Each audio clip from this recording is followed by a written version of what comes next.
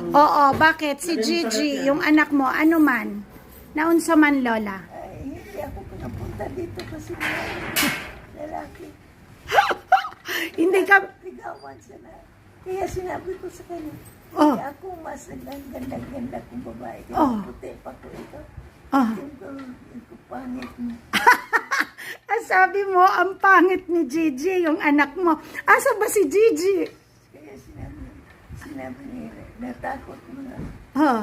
Mga 6 na buwan, siguro. 6 na buwan hindi na umuuwi si Gigi.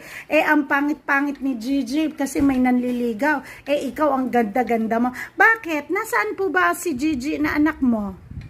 Nasa ko nagtrabaho sa arawan. Ha?